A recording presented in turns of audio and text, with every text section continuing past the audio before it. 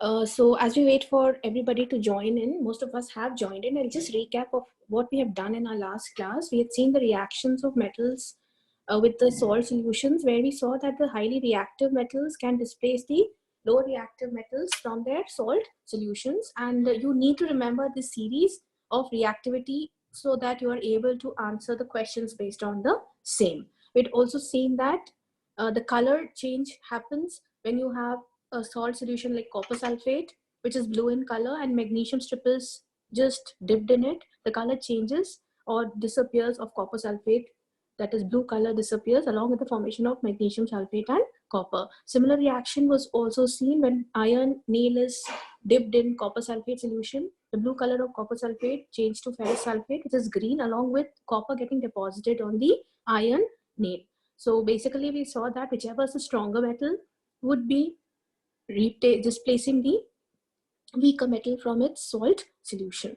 Okay, so now today we will be looking at the next topic, which is called as ionic compounds and their properties. Now, as we all know that metals and non-metals both are present in nature, and usually metals donate electrons and convert into ions, while non-metals usually will be accepting electrons to reach the nearest stable configuration. So they usually form the cations. Am I correct? Am I correct when I say metals lose electrons? Yes, form ma'am. cation? And non-metals accept electrons to form anion, correct? Yeah. So now the first thing that we are going to learn today is something called as the electron dot structure. Now we all know how to write the symbols of most of the elements, at least the first 20, right? So we also know how to write their electronic configurations and how to write the atomic structure. Now, what we will learn now at this moment will be how to write the electron dot structure. Now, electron dot structure of any element, for that sake, is nothing but you just write the symbol of the element and you will be representing the number of valence electrons that are present in that element. I repeat, you'll just write the symbol of the element and you will just represent the number of valence electrons which are present in its outermost shell. So if we take here the examples of sodium, magnesium and chlorine, sodium has atomic number 11, right? So if you write the electronic configuration, it becomes 2, 8 and 1. So how many electrons are there in the valence shell? 1. 1. So can you see one dot there? Yes, 1. So sodium's electronic dot structure is, you write the symbol of sodium and you just put a 1 dot, which is representing the number of electrons in the valence shell. Coming to magnesium, the atomic number of magnesium is 12. So electronic configuration is 282. Yeah. 282. How many valence electrons, Jaypreet? 2. 2, right? So Yes. are we seeing 2 dots there? Sorry? Are we seeing those 2 dots there on magnesium? Yes, ma'am. Yes. So we are knowing how many valence electrons are present in each element from the electron dot structure. Similarly, for chlorine, if you see, electronic configuration is 287 and there are 7 electrons in the valence shell, and hence the representation of chlorine's electron dot structure is in the following.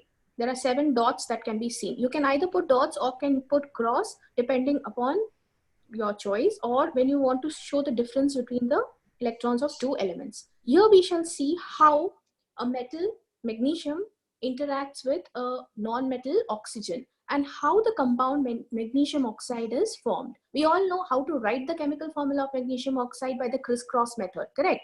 So what we do in the crisscross method when we're writing, we just put the symbols of magnesium and oxygen and write the valencies below them and cross over and get the formula as MgO.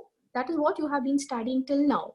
Now what is being taught at present is how to get that through electron dot structure. So if I have to write the electron dot structure of magnesium oxide, I will first start with magnesium. Okay, we all know that magnesium has 2 electrons in its outermost shell. Are we all following? Yes? Yes.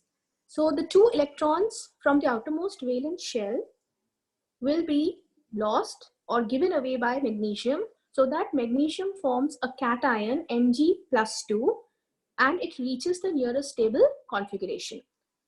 Oxygen electronic configuration is 2, 6. It requires 2 more electrons in order to attain the stable configuration and form the anion O2 minus. This is what we most know. The cation is formed when magnesium is losing electrons, and anions are formed when oxygen is accepting these electrons. Now what happens is, if you come to the third line, magnesium with 2 dots is the electron dot structure of magnesium, showing you that 2 electrons are there in the valence shell of magnesium. Are we all clear about this much? Yes. Now coming to oxygen, oxygen has 6 electrons, so there are 6 crosses there. If you can see, there are 6 crosses there, showing that there are 6 valence electrons which is present in oxygen. Okay, now what happens? How does magnesium oxide form? The 2 valence electrons which are present in magnesium, each of them are donated to oxygen. So magnesium donates both its 2 valence electrons to oxygen, so that magnesium reaches the nearest octet and forms the cation Mg2+, and oxygen accepts these 2 electrons and reaches the nearest stable configuration at forming the anion O2 minus. Now, if you see, there are charges that have been developed now on the atoms. Magnesium has a positive charge, oxygen has a negative charge. So these 2 oppositely charged particles or ions will start attracting each other, and they will form a compound, magnesium oxide, which is called as an ionic compound. Why? Because it is formed of ions, and there is a electrostatic force of attraction between the magnesium ion as well as the oxygen ion. Okay, now let's see the same thing, how it is happening with sodium chloride. Now, if you see for sodium chloride, you know the elements that are taking part in the formation of the ionic compound sodium chloride are sodium and chlorine. The first thing that you will do is you will write sodium electron dot structure. Okay, and then you will write chlorine's electron dot structure. The sodium will transfer its valence electron, that is 1 valence electron, to chlorine. Sodium will develop a net positive charge, and chlorine, which has accepted the electron from sodium, will develop a net negative charge. If you quickly check, now chlorine has 8 valence electrons. So there are 8 crosses on chlorine, and it forms the chloride ion. So you have the sodium ion and the chloride ion, both are oppositely charged, and hence they will get attracted, forming the ionic bond and the ionic compound sodium chloride.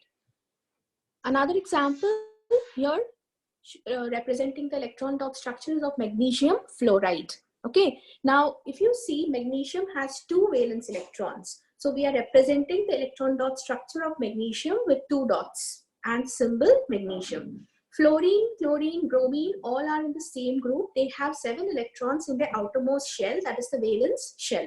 So both the fluorine atoms here individually are having 7 electrons in the valence shell, which is represented by the crosses around fluorine. Now, magnesium will donate each of its valence electron individually to fluorine. So 1 electron from magnesium will go to 1 fluorine atom. The second electron of magnesium will go to the second fluorine atom. As a result of this, magnesium loses 2 of its valence electrons and forms magnesium ion, while the fluorine atom, each fluorine atom is accepting 1 electron each, and hence develops a negative charge. So this is how magnesium fluoride will be formed. So the formula of magnesium fluoride from here, can you tell me what should it be from the electron dot structure? What will be the formula of magnesium fluoride? How many magnesium ions? 1. How many fluoride ions? How many fluoride ions? 2. So it will be Mg. Mg2Cl. Oh, Cl is not there, Jaypreet. Fluorine is there. Okay, yeah. Fluorine. So what will be the formula? How many atoms of magnesium are there? Ma'am, MgF2. MgF2. Why are we getting confused? Are we not clear? This is just, see, you're writing the formula same way how you were doing it before. Here only we are representing the electrons which are being present in the outermost shell. So we are giving an electronic representation of the same formula. So don't get confused. Formula remains the same. Only you are learning a little advanced that how the electronic dot structure of the formulas are written. Okay. Now let's see another example. NaO2 and MgO. Now you have to write the question that can come in the exam is, I think all of y'all can just practice one of this. Probably you can do magnesium fluoride first. All of y'all please write the electron dot structure of magnesium fluoride in your notebooks. I hope the classwork and the date is all ready. Everyone note down or write and practice the formula for magnesium fluoride, the dot structure of magnesium fluoride. Fluoride is only capital F. You don't write F and L.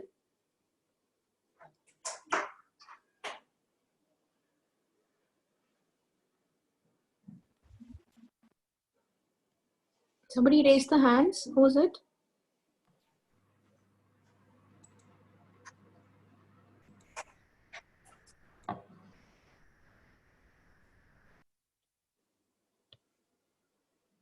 Magnesium has 2 electrons in its valence shell. Each fluorine atom is having 7 crosses. So put 7 crosses there. Each electron of magnesium you will transfer by an arrow to each of the fluorine atoms. There will be an arrow which will start from magnesium and it will end at fluorine. So you know that 1 electron each of magnesium is going to each of the fluorine atoms. As a result, Jaipreet, are you getting it? Yes, ma'am. As a result, you will get magnesium fluoride. Can we move on? All are done with the electron dot structure of magnesium fluoride. Now, if you see sodium oxide, from the formula itself, we know there will be, are you okay? You think the formula NaO2 is written correctly there? No. What should the formula be? Na2O. Na2O. Darshil, you have any doubt? You're raising your hands. Ma'am, could you explain that? I'm doing the same explanation again with 2 different atoms. You can just pay attention, Darshil. Okay, it's the same thing. So if you see here sodium oxide. Ma'am? Yes, Ananya. I'm so sorry to interrupt. Do we write this in our notebook? No. You wrote magnesium fluoride, right? Yes, ma'am. Ma'am, I have a question. I think Darshil already has a question. Let me solve that and come back to you. Okay. Yeah. So sodium oxide is formed in the following way. We first write the symbol of sodium. So if you can see there, sodium is written 2 sodium atoms and there are 2 dots. Okay, so sodium has 1 electron in its valence shell. That 1 electron is being shown by the dot. Oxygen has 6 valence electrons. So it is being again shown by 6 dots. Then we see that each sodium atom is transferring its valence electron to oxygen. So you see 2 atoms of sodium donating each of their valence electron to oxygen, right? So you get 2 sodium ions, Na plus, 2 sodium ions are there, Na plus on your right hand side of the arrow, and oxygen is now become an anion with -2.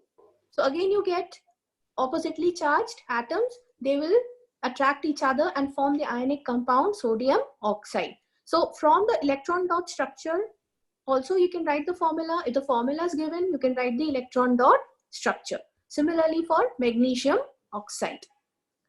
Yes, who was having a doubt now? Vaibhavi.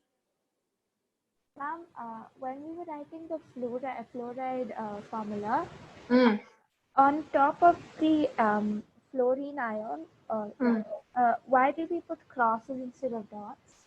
Just to make the differentiation between the electrons of the 2 elements, because when you transfer magnesium, if you see in fluorine on your right hand side now, the dot is showing you the demarcation that the dot has come from magnesium, that electron has come from magnesium, and the crosses are that of fluorine. Fluorine.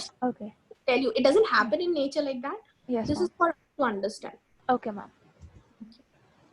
So this brings us to the formation of cation and anion. If you see here, this is an atom. The purple colored dot in the center is the nucleus, and the electron is the yellow dot. What is happening towards your right hand side? Towards your right hand side. Yellow dots are the electrons. Yes, Dhruv? Dhruv, your hands is raised. So what is happening towards your right hand side, children? Can anybody tell me why there is a plus yellow dot there? Ma'am, Yes, Dhruv.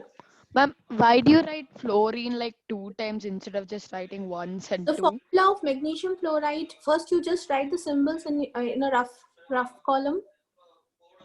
Okay. What is the valency of magnesium? Magnesium is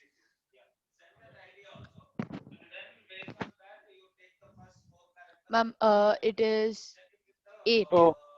4. Magnesium, Dhruv. It comes Ma'am, after sodium, atomic number 12. oh yeah. So valency of that will be 2. Fluorine, Fluorine will be atomic number 9. 9. So that will be 2 and then that 7. So what is the valency of fluorine? 7. Fluorine's valency, Dhruv. Not valence electron. Oh, 1. You need 1. Now crisscross and write the formula. Oh, okay. What is the formula? Mg F2. Right? So Yeah. when you write electron dot structure, you will have one magnesium with its 2 electrons and 2 fluorine atoms. Got it? Yeah. Yeah, I didn't get my answer till now for this particular slide. What is happening towards your right hand side? Ma'am, the atom is gaining one. Electron. Yes, Ma'am, it's getting a gaining one charge because it electron. gained an electron. Yes, Tanvi. Yes, Darshan. It is gaining an electron. So what will it form? Cation or anion? Anion. Anion. And on the left hand side, the atom is losing its electron and it will form a cation. Cation. Okay. So the cation and the anions are formed, and we all know that cations are positively charged whereas anions are negatively charged. An ion is a charged atom or a molecule, and it can be positively charged, which is called cation, and be negatively charged, which is anion. So just now in the electron dot structure, we saw the formation of cation. Right? Now what happens is they get bonded to form compounds which are called as ionic. These are arranged in an alternative fashion, which forms a lattice structure or a very organized structure where the oppositely charged molecules ions are being attracted by each other. Okay. This brings us to the formation of ionic compounds. So this you can consider as sodium chloride, where sodium is the white ball and the chloride ions are the green balls. They are alternatively arranged and together very tightly because of the electrostatic force of attraction that is existing between the oppositely charged ions. Dhruv, doubt? Forgot to Okay. Aditya, is it fine? Aditya, are you understanding? Yes, ma'am. Tell me the definition of compound then.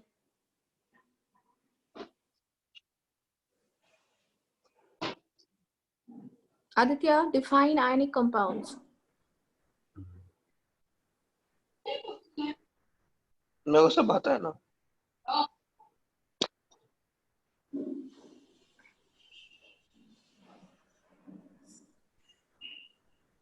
Aditya, you're going to answer on the next question. Shall I pass it on to you afterwards? You'll take the next question? No, ma'am. You'll take this? Answer quickly, Aditya. We have to complete a particular portion also, right? Yeah. Quickly, you know, put it in your own words. The diagram is there in front of you. Ionic compounds are compounds. Start. Aditya. They have positive and negative. They contain positively and negatively charged ions, which are held together by the what is holding? Electrostatic force. They're closely packed. Okay, how are they kept in that fixed shape and position? Because of the electrostatic force of attraction. So this is the lattice structure. Now this again is the formation of sodium chloride, which you have in your syllabus in your textbooks, children. This is showing the formation of sodium chloride, where sodium, if you see the electronic configuration and the atomic structure is 2 electrons in the first shell, 8 electrons in the next shell, and the third shell is having 1. So that red dot is the valence electron, which is given away or lost, and sodium atom converts into sodium cation. Correct? Similarly, chlorine has 7 electrons in its valence shell. It accepts that 1 electron of sodium to form the chloride ion. Right? And the same thing here is shown that sodium ion. So when you're drawing the structure of sodium ion, can you see the difference between sodium atom's atomic structure and sodium ion's atomic structure? There is a little difference, right? The third shell is missing in sodium ion, and 1 more electron is added in chlorine's atomic structure. So you don't call it chlorine after an electron is added at the valence shell. You call it as the chloride ion. You have to be very careful with these words. Okay. So chlorine atom will be the atom with the atomic number 17, where there are 7 electrons in the valence shell. After chlorine accepts an electron, in this case from sodium, it will no longer remain chlorine but will form chloride ion. And because of this charge that is developed, the sodium and the chlorine will attract each other due to the electrostatic force of attraction and form the ionic compound sodium chloride. Okay, so sodium chloride ions are attracted because of their opposite charges, and they are held together by an ionic bond to form a molecule of sodium chloride. So ionic compounds are formed when basically between metal and non-metal, where there is electrons are donated and accepted, and in due course of doing so, they form ions, and because of this oppositely charged ions, the bond between them is called the ionic bond, and the compounds are called as the ionic compound. Yeah.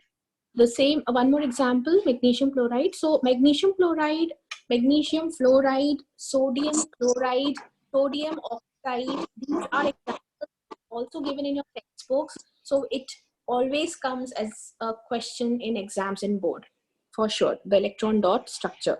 And when you write the electron dot structure, you should always first write how the ions dot structure is and how the compounds dot structure is. If you see here, magnesium has 2 valence electrons in its outermost shell.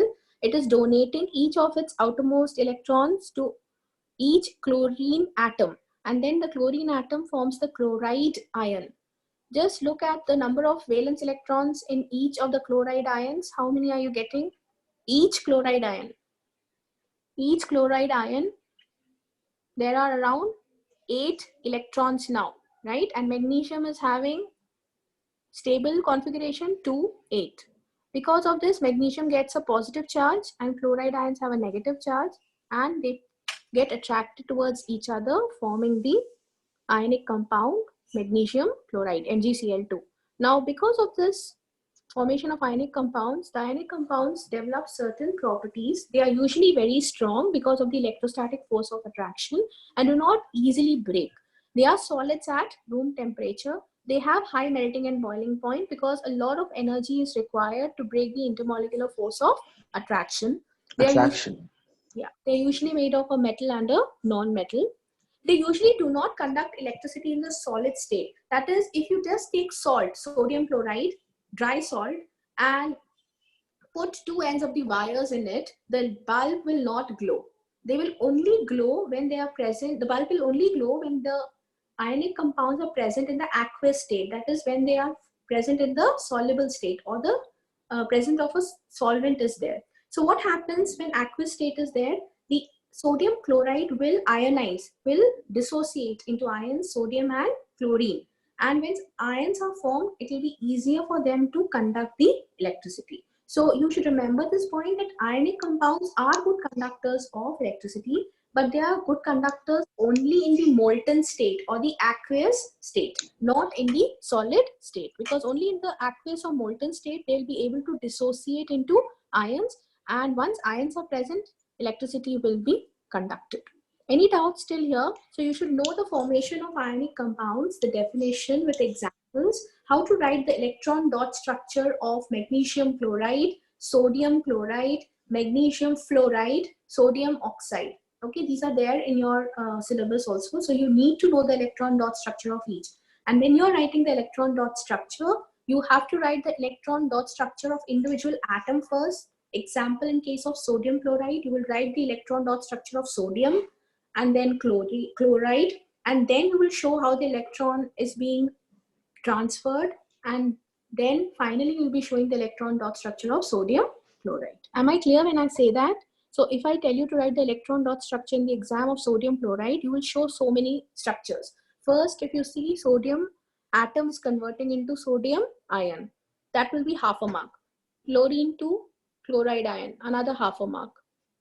The third for combination will be for another half a mark. And after you write the final structure where the ionic bond is formed, if you see now sodium and chlorine have come quite near each other because of the electrostatic force of attraction. Along with that, you should also write the formula that is written below. Can you see Na plus Cl minus forms NaCl? So if you only leave the structure, half a mark will get deducted. You need to also write the chemical formula of it in the form of ions, sodium ion and chloride ion, as well as NaCl. Okay. This year they had asked for magnesium chloride in the board exams, and the marking scheme is such that half of mark is there for each. So many students were just writing the formation of the final product, or they were not writing the initial formation of the ions, and they were losing 1 to 1.5 marks in that, in spite of writing everything. So please be very systematic and write stepwise whenever such things are given, because we have to follow the answer scheme strictly in CBSE evaluations. And these are the places where I saw that even good students were losing their marks. Okay. And one question on ionic compounds usually comes. Now we come to the next part of the chapter, that is the extraction of metals. Now, before we start the extraction of metals, let's quickly discuss what are minerals and what are ores. So, anybody? Minerals. What are minerals? In geography also, we must be doing chapters on minerals. Samarth?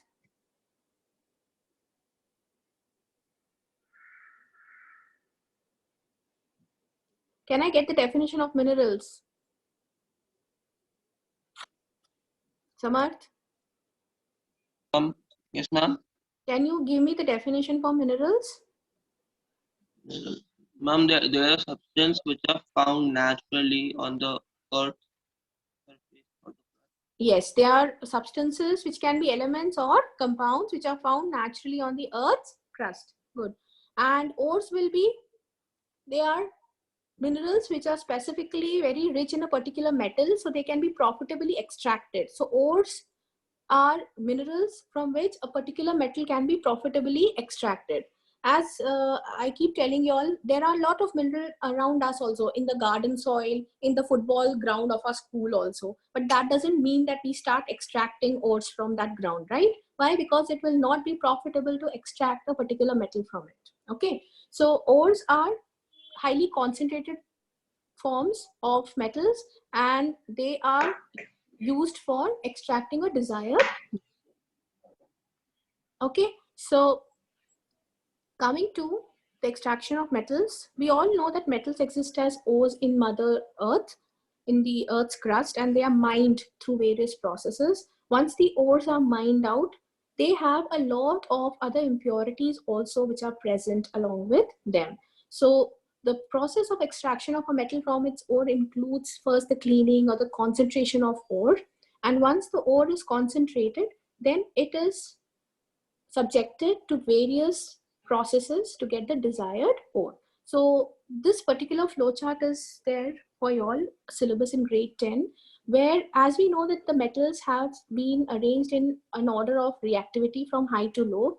So based upon the same characteristics, the different processes are employed for extraction of metals of high reactivity, for extraction of metals of medium reactivity and least reactive. If you see platinum, gold and silver are least reactive, they are not at all reactive and are usually found in pure forms in nature. So, but when you come to sodium, potassium and all, they are highly reactive. So again, you don't get them in very pure forms, because whatever little sodium will be present will react very spontaneously with the oxygen present around. And atmosphere has around 21% of oxygen.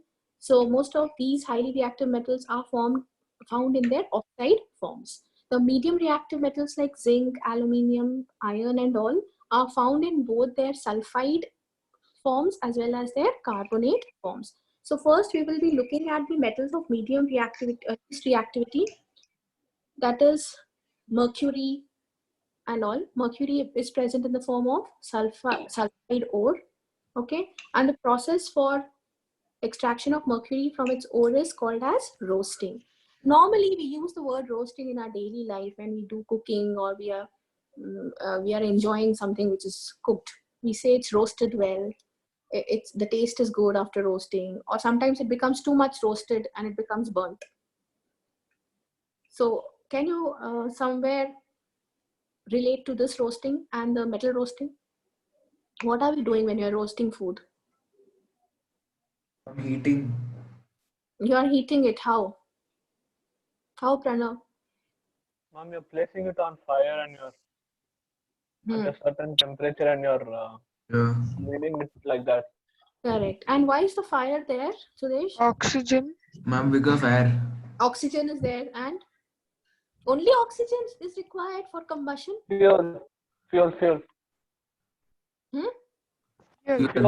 LPG. So what is that? LPG. Fuel. Combustible substance. Substance. Oxygen present. What is the third thing? Something to get. The temperature. The temperature. Ignition temperature. Yes. So when you are doing your roasting properly, your food turns out to be good and tasty, right? The same process is also employed in the metal roasting, where the metal sulfide will be heated in presence of oxygen.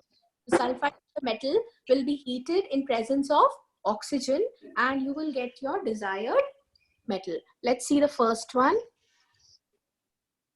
This is cinnabar, the ore of mercury. So when mercury is mined from the earth's crust, this is how it looks. Which part is mercury there in this ore?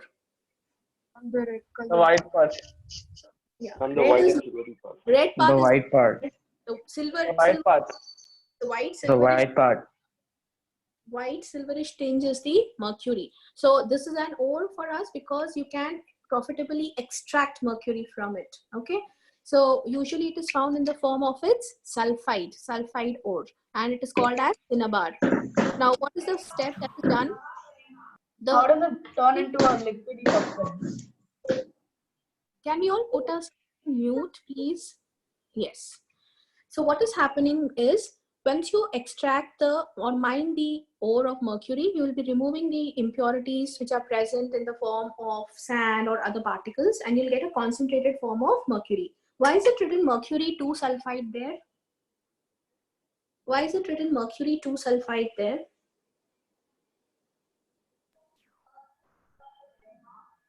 We saw the same for second ion. It shows the valency of mercury, that is plus 2 valency. Hence, formula will be HGS, because sulfide is also -2, mercury is +2. So the formula becomes HGS. Okay, mercury is written as capital H and small g. So the mercuric sulfide is heated in presence of oxygen, if you see in the equation, and you get mercuric oxide and sulfur dioxide. The mercuric oxide so obtained is again heated for a longer period of time, which causes the oxygen to be released and the metal mercury in the pure form is obtained. Okay, these equations you should know. There are only 4 or 5 metals extraction which is given for your syllabus. So the equations have to be known. So how you remember is the mercuric sulfide is the ore which is present and it is subjected to roasting in the presence of oxygen. You need not learn the equations. You should know that sulfide is converted to oxide and then you balance it. Okay, you know how to balance now. And sulfur dioxide is released. So these industries which actually make mercuric oxide will also contribute a lot of sulfur dioxide into the atmosphere, which can lead to acid rains. Okay, they can pollute the atmosphere. And the second step, the mercuric oxide is heated again for a longer period of time to get the pure metal mercury. A similar extraction process is seen for copper. Copper is extracted again from its sulfide ores. So again, roasting is done. You get oxide of copper and sulfur dioxide. This copper oxide here is not only heated alone, but along with more copper sulfide. So what happens is the copper is obtained pure and sulfur dioxide is formed. Okay, so this is a difference there between mercury and copper. For mercury, we were directly only continuously heating mercuric oxide to get pure metal. But here, copper oxide obtained in the first step is again heated in the presence of copper sulfide. And you get copper and sulfur dioxide. This year, this equation was asked in the board exams. Copper extraction from its ore. Coming to zinc. Zinc is extracted from its ore, which can be carbonates as well as sulfide. So if it is sulfide ore of zinc, it is called as zinc sulfide and the process is called as roasting. So roasting is the process of obtaining or heating the sulfide ore in presence of oxygen. Calcination, C, stands for extraction of metal from ore which are in the form of carbonates. So carbonates are C, calcination is also C. And if you see, there is carbon dioxide, again another C that is being obtained. So calcination is the process employed when the carbonates or the ores in the form of the carbonates are heated in absence of air or in limited supply of air. So absence and presence of air is an important difference between roasting and calcination. Roasting requires excess amount of air presence. Calcination requires absence or very limited amount of air. Roasting is employed for sulfide ores. Calcination is employed for carbonate ores. In roasting, you get sulfur dioxide as the product, while in calcination, you get carbon dioxide as the product. Now, once this zinc oxide is obtained as a result of roasting and calcination, it is heated with pure carbon, that is coke. And if you see, this is an example of an oxidation reduction where carbon is getting oxidized. So it is acting like a reducing agent. And zinc oxide is losing its oxygen, so it is undergoing reduction, or it acts like a, if it is undergoing reduction, it will act like a oxidizing agent. Okay, so apart from carbon, there are some displacement reactions also involved or used for obtaining pure metals like manganese. So manganese oxide is reacted with aluminium. Aluminium being highly reactive or more reactive than manganese will displace manganese and you will get pure manganese metal and oxide of aluminium. Now, if aluminium oxide, if you have seen the railway tracks ever, there will be a small gap. So how are the railway tracks joined? They are joined by a reaction which is called as the Thermit reaction. Here, the iron railway tracks which are already exposed to oxygen are forming iron oxide, and they combine. Then what is done is aluminium is added and the reaction is heated. Because of aluminium being highly reactive, it will displace iron from its oxide, forming aluminium oxide and iron. The amount of heat that is generated in this reaction is very, very high. The amount of heat that comes out in this reaction is very, very high, and that causes the iron metal to melt. So that's why we've written iron as liquid here. And then the liquid iron will spread out and it will join, or it will occupy the gap between the two railway tracks. And this is how the railway tracks are joined. So Thermit reaction is an important reaction which is utilized for the joining of railway tracks, where aluminium being highly reactive or more reactive than iron displaces iron from its oxide, And since it's a highly exothermic reaction, the iron is found in the molten state.